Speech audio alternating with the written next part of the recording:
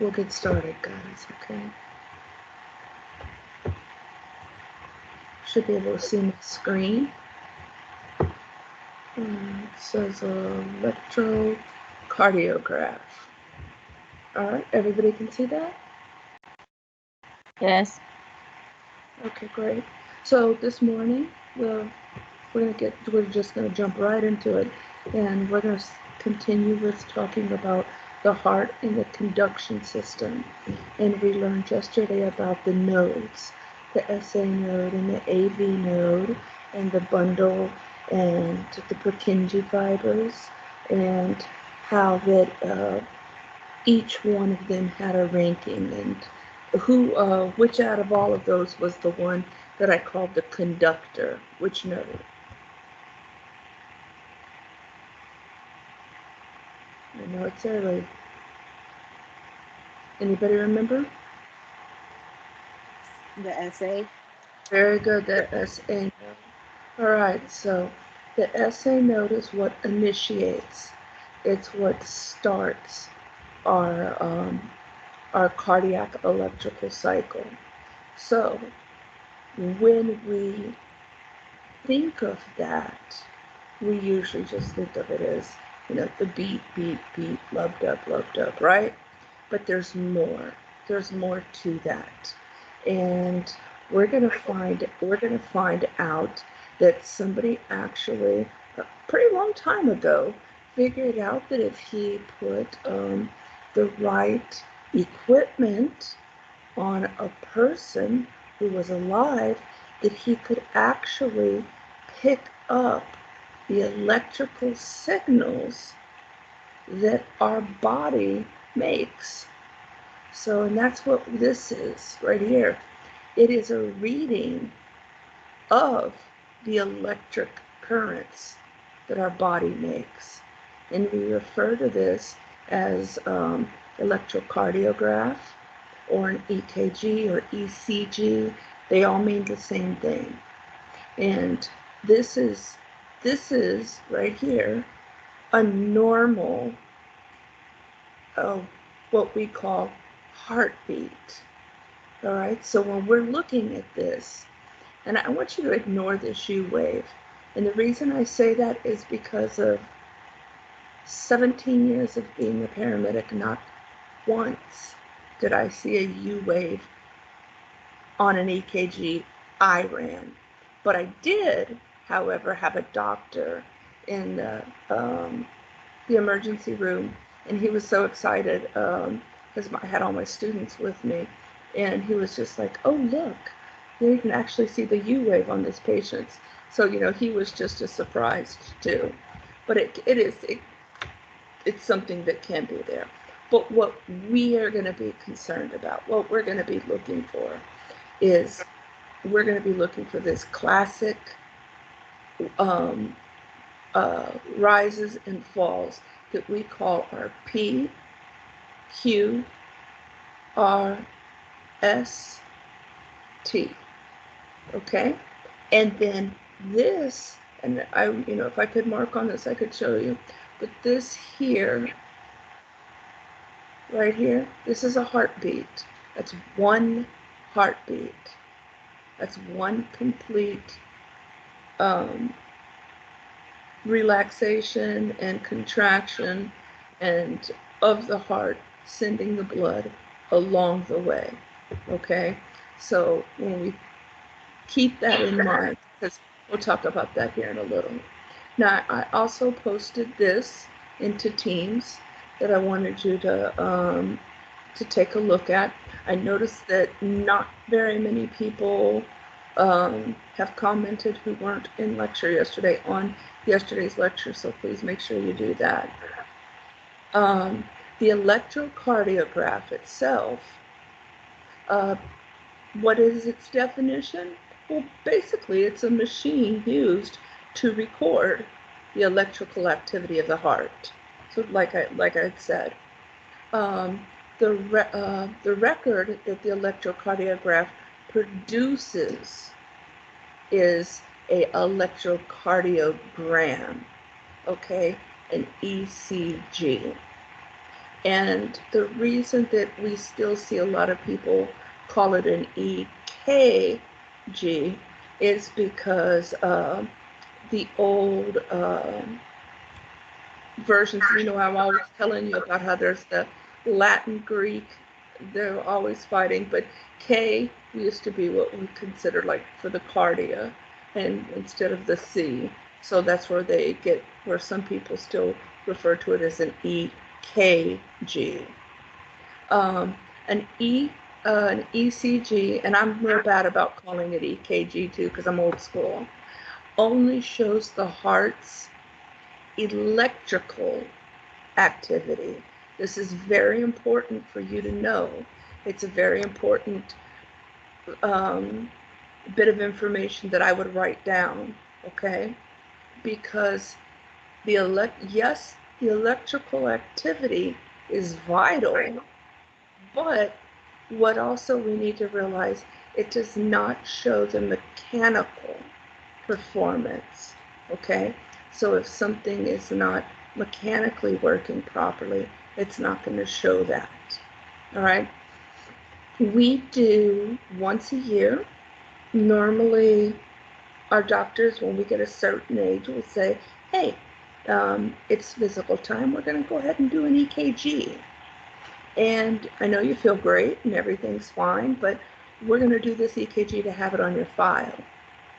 And I want you to write that down. That good EKG that they write down when there's nothing wrong, we call that a baseline, because what that baseline EKG allows us to have is record of what the patient's heart looked like conductivity-wise at this age before any type of medical issues or heart conditions. So it's a great way to compare in the future. All right. When I'm gonna meet somebody really quick. I'm sorry, I'm getting feedback.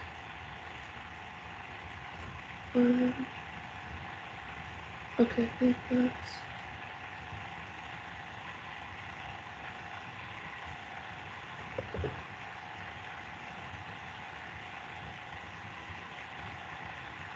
Okay. Everybody can still see the screen. The EKG was invented in 1903 by Dr. Einthoven, or Einthoven. I've never been able to pronounce his name. His name is William. He is called basically, like, he was a mad scientist because he was one of them guys, poking and prodding on, dead animals, trying to see if there was electrical currents and activities and muscle, and just real for his time, considered a little crazy. But because of what he did, he wasn't so crazy after all, because he came up with the EKG. And this is what I was telling you, that the Greek word for it was K, cardia, and that was heart. So that's why you see some people still call it an EKG, but it's still the same thing as an ECG. All right? And they're used interchangeably. Basically, our body creates electrical currents, and he found by placing these little electrodes in specific areas, and from what I've read about it, the story behind it, that he tried all kinds of different things, and he figured, okay, this trial and error. One thing didn't work. So what he ended up doing is he involved a friend of his who was noted for being a mathematician, and they started thinking about, well, okay, I'm getting a electrical reading doing this and this, but I know that the heart is producing electricity. How do I show that? And that's where, I'm not sure if I have that. I don't believe I do. Okay, it was called, I'll post a picture of it in Teams, but it was Ivan, Ivan Toven or something like that, and he found out that you needed a triangle, okay? That triangle is what captured the image. It allowed from one electrode to the other to have the ability to read and record the electrical activity. So that was kind of neat, okay? And the little video that I'll show you shows it a lot better than, how I can explain it. Like I said, it's kind of fun because they make them seem like some crazy, Frankenstein type of doctor. But nowadays we would just think of them as, a regular research scientist. But we know a few facts, okay?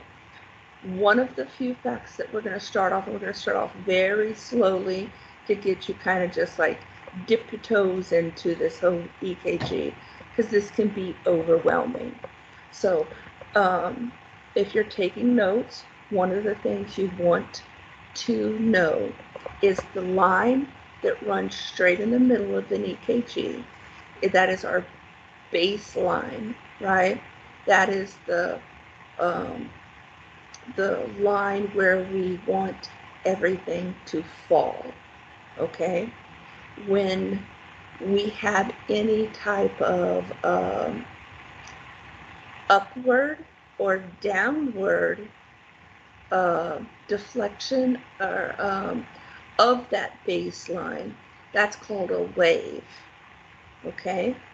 And waves can either be positive and go up, or they can be negative and go down, okay?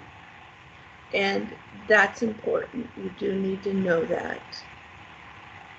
And the reason why knowing the baseline is important is because it represents the voltage. And when we have certain waves that dip too low or certain waves that go too high, that can tell us a lot about the heart's conductivity, okay? If there's no energy, okay, and you place the EKG on a patient and there's nothing there, first, and if they're talking to you, then it's something wrong with the machine, okay, or you got a zombie.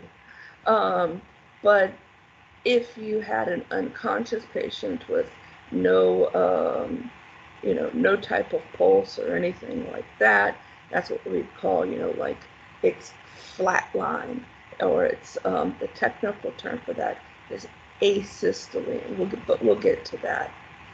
But another term you might hear is the flat line being referred to the isoelectric line, okay?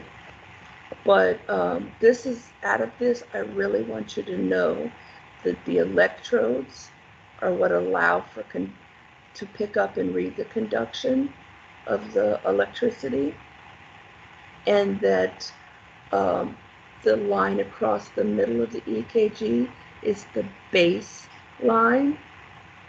And whenever we see a positive or electrical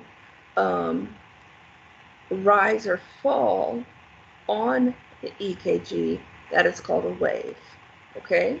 And remember, waves that are positive, because the positive things are higher, right, or go up, and waves that go down are negative, because we don't want nobody down and sad. That's negative, right? So you think about it like that. Now the polarity, y'all are going into MA, okay? So there's not a real heavy burden on you as far as being able to completely read, completely understand, and make diagnoses on a EKG.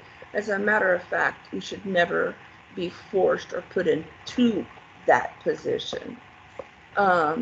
Now, if you go work for, uh, let's say, a cardiologist, now they may eventually, over time, you might run so many of these that, you automatically just start picking things up, and doctor's like, oh, do you see something? Just circle it for me, or let me know, or something like that. And, I've had students in the past who've become extremely familiar with EKGs and their variants. Okay. So I'm going to keep this part as simple as possible, okay? So, because this is talking about polarization, and you got to go way back into, I think it's 7th or 8th grade science, and we learned about how cells become positive and negative, right? Well, this same thing is happening, of course, in our heart.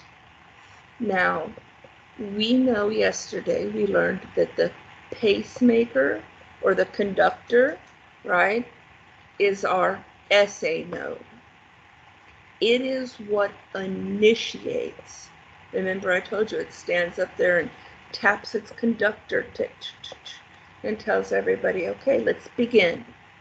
So it's the pacemaker, and that makes sense. Pace, like the rhythm maker. So it is starting the pace that it wants the heart to follow. And what did I say? That's about what? Anywhere from 80 to what? 60 to 80 beats per minute is what your pacemaker is looking for. Okay. I have a question. Uh-huh. I thought it was 60 up to 100. It can be, yeah, 60 to 100 is what we call, we're going to find out 60 is the cutoff point, 100 is the cutoff point. Um, Anything, yeah, that's fine. Anything under 60 is what we call bradycardia or bradycardia. And mm-hmm. Brady means slow. Slow. Yeah. And anything over 100 is going to be what we refer to as tachy or Mm-hmm. fast or tachycardia. So Okay. what the most of us, when we're just kind of chill and relaxing, our heart rates are anywhere from 60 to 80. That's a good, nice, healthy range, and that's what we'd like to see. But yeah, technically, 60 to 100 is normal. Mm. But if Okay. you go under 60, that would be bradycardia. And if you go over 100, that's tachycardia. So that's not what we consider um, a sinus. And Mm. sinus is another term that I know sinuses, you're thinking sinuses, but it's different. Sinus rhythm means that it's a normal electrical rhythm and rate. Okay. And Okay. I'll get to that. The Thank you. yeah, no problem. The the pacemaker, like I said, the SA, he's our conductor, and he's what starts that electrical charge. Like I said, I'm not going to get too much into the positive and negative and the depolarization and repolarization because honestly, as an EMA, it's just not a necessity for that to be something that you go into. Now, if you do go into nursing or you do go in further with your career, you start dipping deeper and deeper into that. Okay, but this basically you can read over it, and it's just talking about how that at one phase we have a positive, and it's talking about the contraction. In another phase, we have a negative, and that's talking about um, the reaction. There's the contraction phase and the relaxation phase, and that's where our positive and our negatives come into. All right, and this is basically kind of reviewing what we said yesterday, that we know the heart at work, the heart at rest, and at the end of a contraction, right? Once it squeezes and works, that's that last part, it begins to rest. It's its resting phase. And during the stage of relaxation, this is when all cells become repolarized. They get their charges again. So, and it's like I said, don't stress over that part too much, okay? And some people pick it up just naturally, and they're just like, oh, okay, hey, this is nice. This shows the different nodes here, our SA node, and it's our AV node, and then the bundle, and showing you like the little spidery Purkinjes. And this is basically giving you a representation of what these are producing and where we're at with polarization. But this is not something that you have to memorize, okay? This, however, is something you're going to need to memorize. And if you notice, the chart that I have for you is minus that U wave, because like I said, I've never seen it. If y'all do see one and you go work, say you go work someplace, always send me a picture. It fascinates me. Have I ever had anybody? No. I have had an old paramedic firefighter student of mine who has sent me one. But I don't think I've ever had any of my MA students. One sec.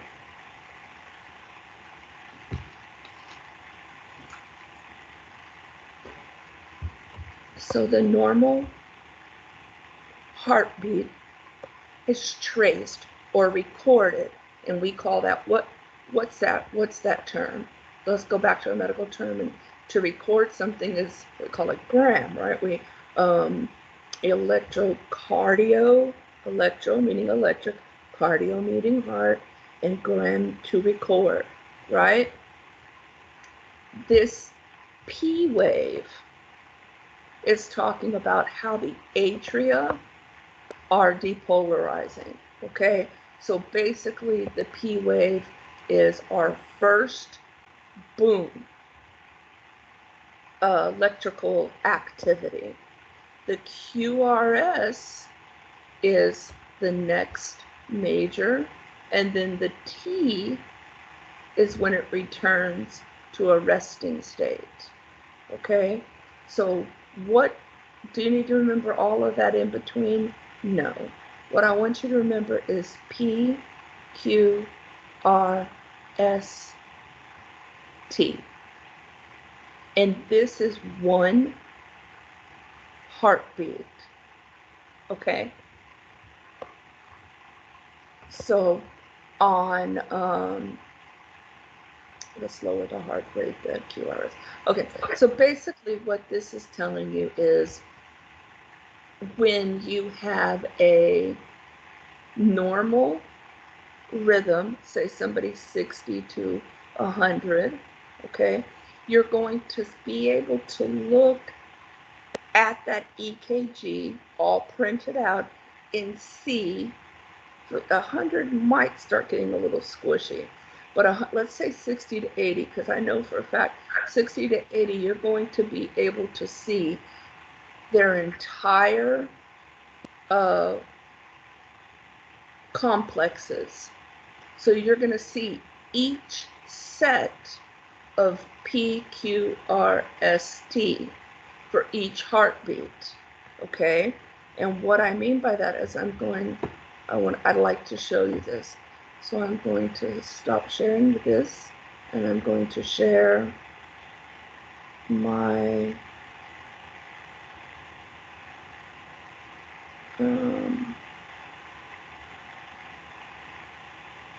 Hopefully this works. Can y'all see my, can you see this new browser? Yes. Okay, excellent. Yeah, we can see it.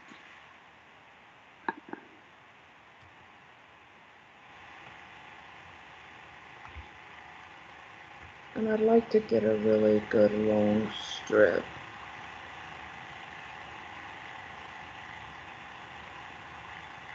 I'm looking for the one that, this'll work. Okay. Oh, poop. Of course it would be somebody's. Watch, it have been mine. Let's just take, y'all can see this. Let's take a look at this, okay? So, this is incomplete. So we're not gonna look at this. What we're gonna look at is this is gonna be our strip. So, as a paramedic, we had to learn really quick, really fast ways to analyze somebody has to mute their mic. I'm getting real bad feedback. Analyze somebody's heartbeat in a really quick, really fast way. And the way that you can do that is by counting your complexes. And so what I mean by that is we see the P, QRS, and the T. The P, the QRS, and the T. So we know that each one of them represent a heart rate.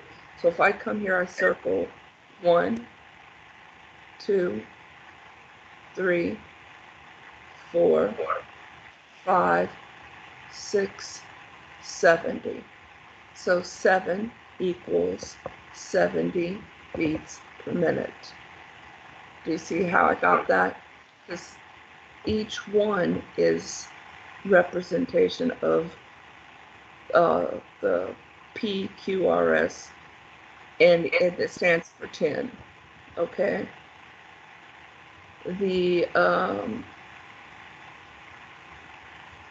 The heart rate itself will vary. Sometimes it won't be that simple. Sometimes especially when we're looking at something like a 3 lead, you might not get something that's clear cut.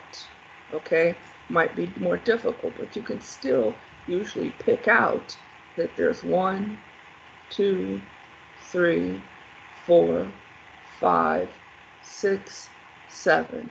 So both of those gave us 70 beats per minute. Okay, now let's take a look at something.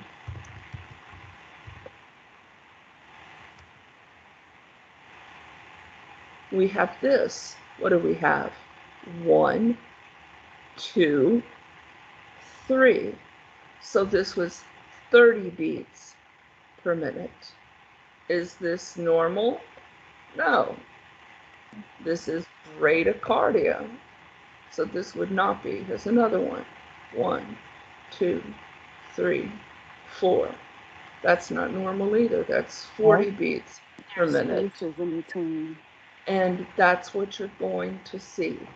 When somebody has a slow heart rate, bradycardia, you're going to start seeing large gaps where there should be another complex. All right? So that's one of the ways that you can look at it too. You might have some people tell you just count your peaks. So one, like the tops of, they're talking about the R's. So 1, 2, 3, 4. I like to look at the full complexes because I've seen cases where you don't have complete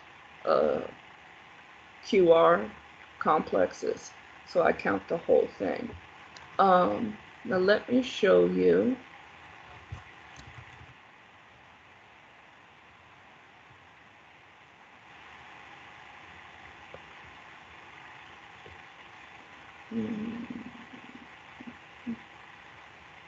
This is fine. All right, I'm going to be wise part of this up and wise part of it down. It's just the lead that it's looking at. And the different leads will give you different images of the heart. But this would all be counted together. So we have 1, 2, 3, 4, 5, 6, 7, 8, 9, 10. So that's 100. So we really tachycardia. Let's look at this one. So we got 1, 2, 3, 4, 5, 6, 7, 8, 9, 10, 11, 12, 13. So that's 130 beats per minute. It's tachycardia. Yeah, that's tachycardia because we're over 100. So anything over 100. And do you see how everything is smashed in? Mm-hmm. And that's what you start seeing with tachycardia, is less and less and less. And there's other types of tachycardia.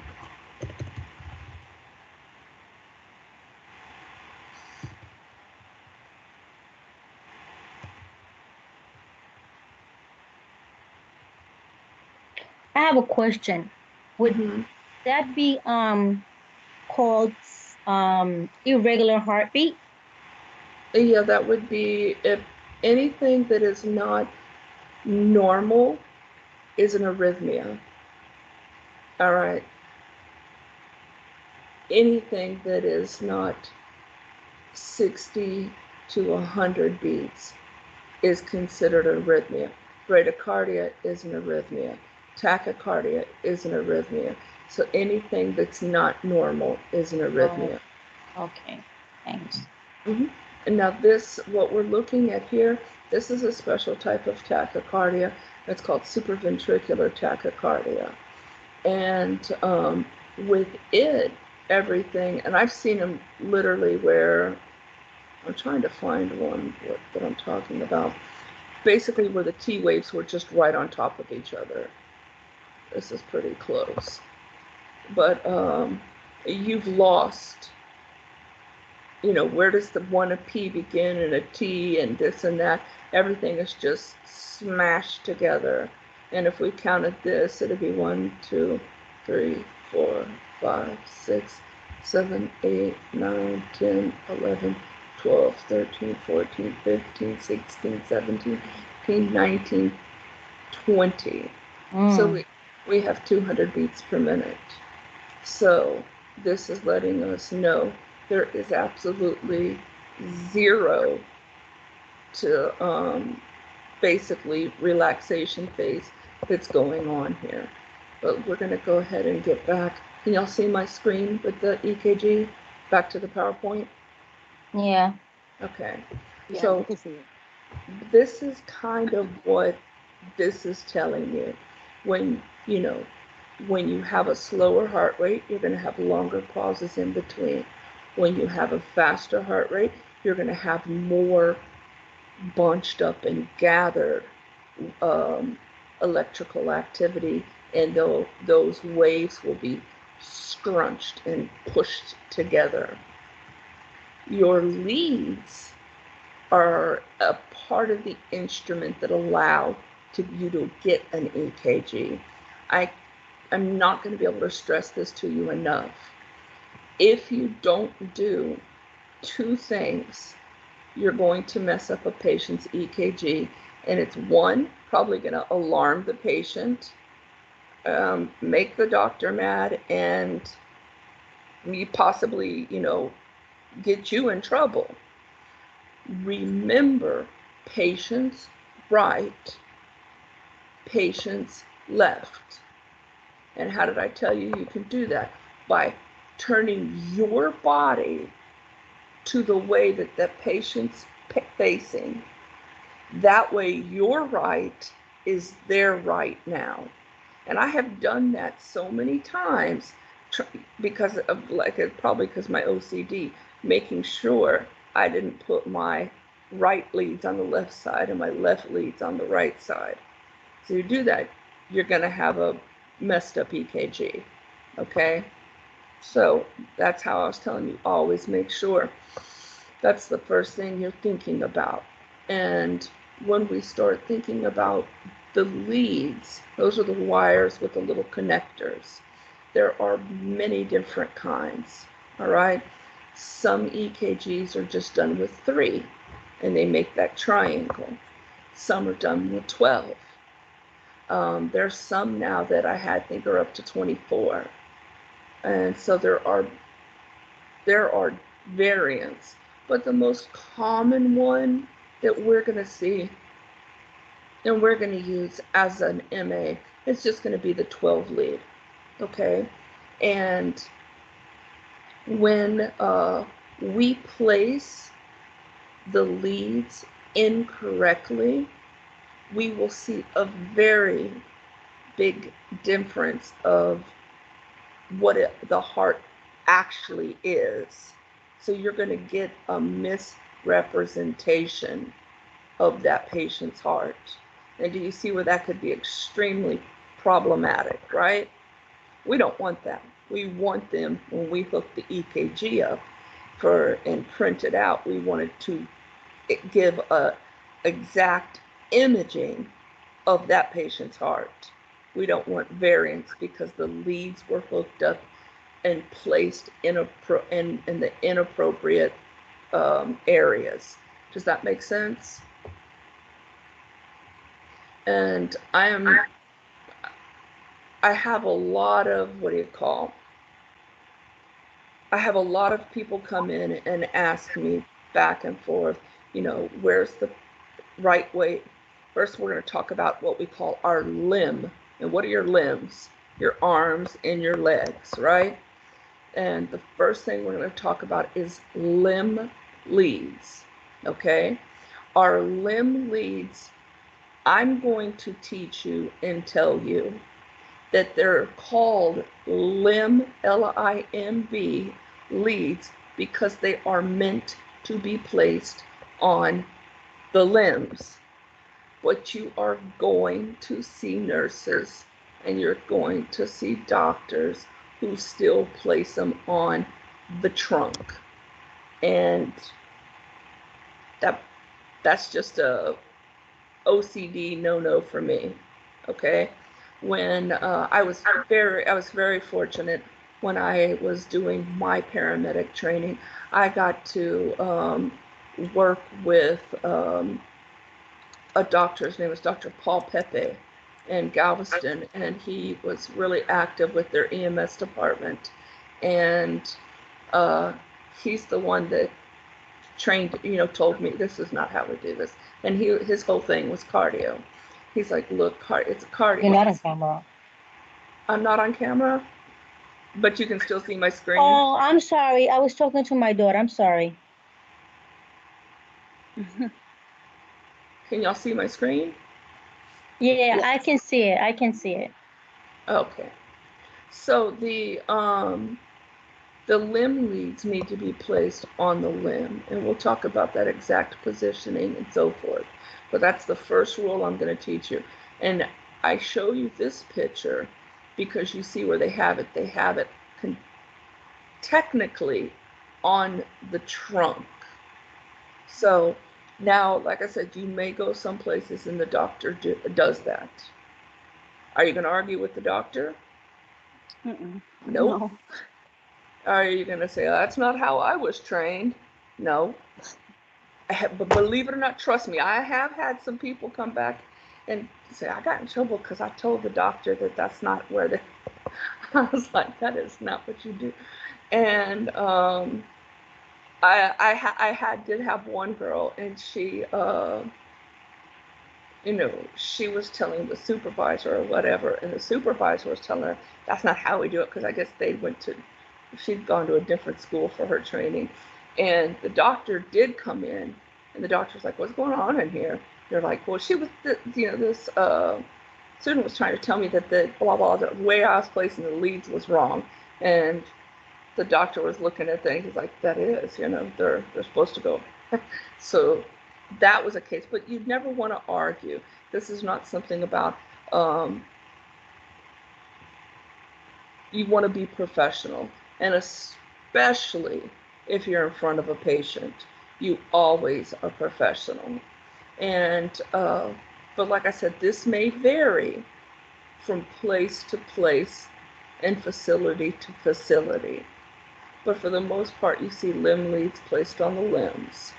Now, this right here, this doesn't change, or this shouldn't change, because there is an exact science to this in the placement of these, and I'm gonna talk about them specifically, okay? Before we move on, we're looking at this picture, and we know that this bone is the sternum, right?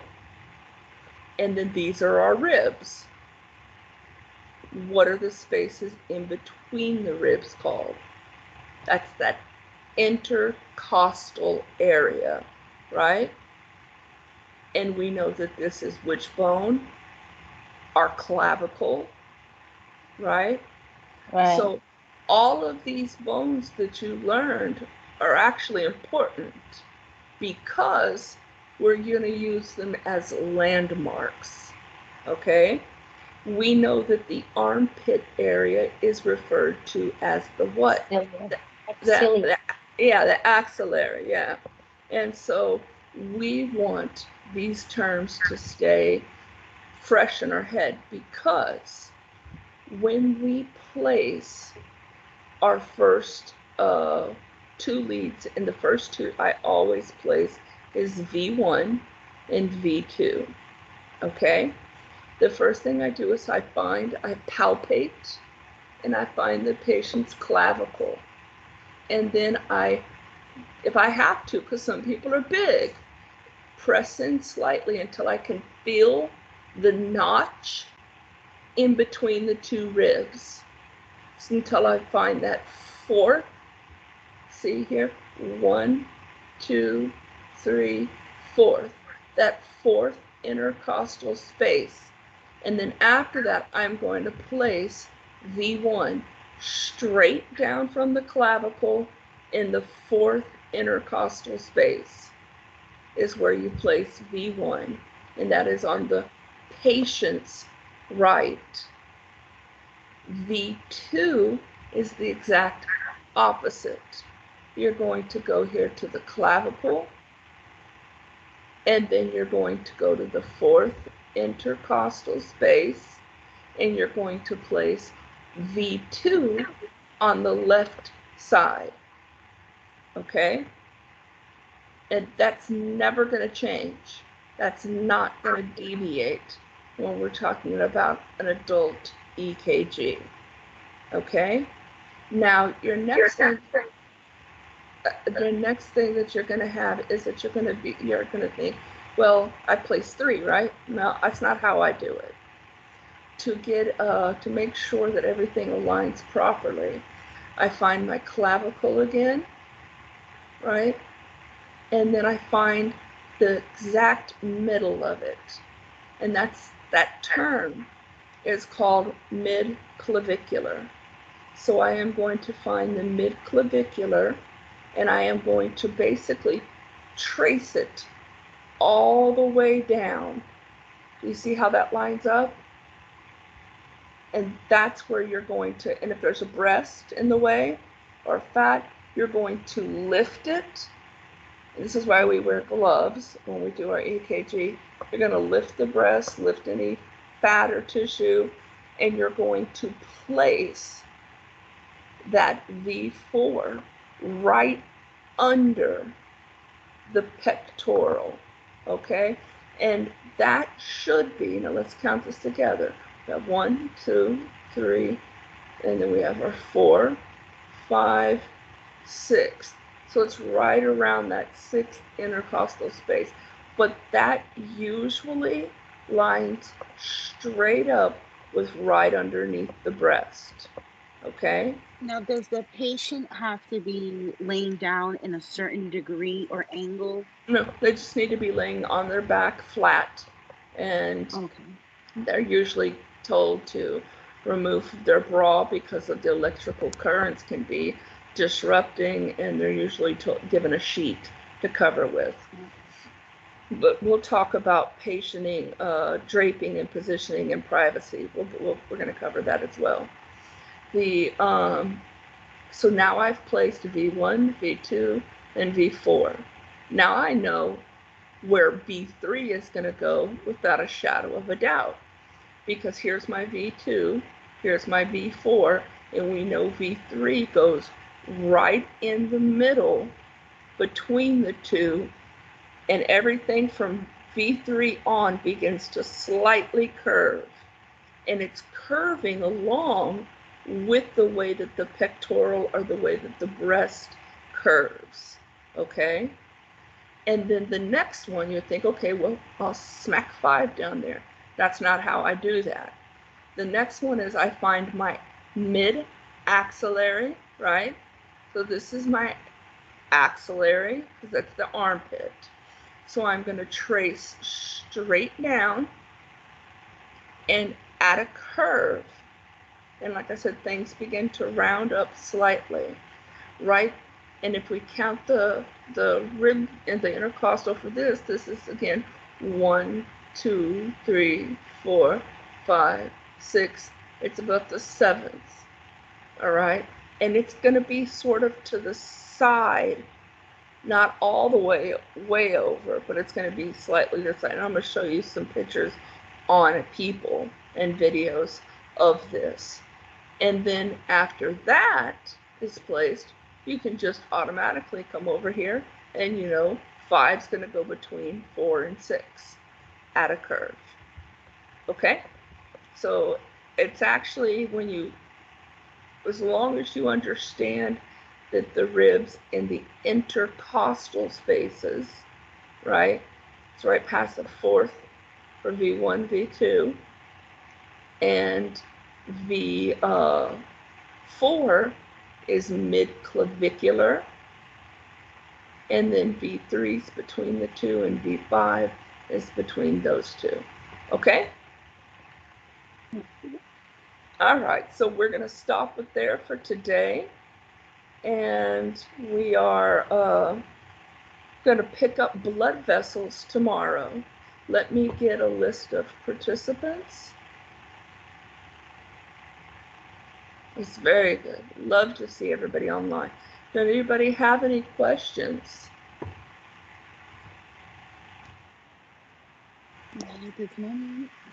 No?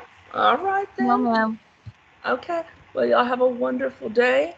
And please make sure when you're looking on Teams, if I post anything and it says everybody needs to comment, please make sure you comment on it.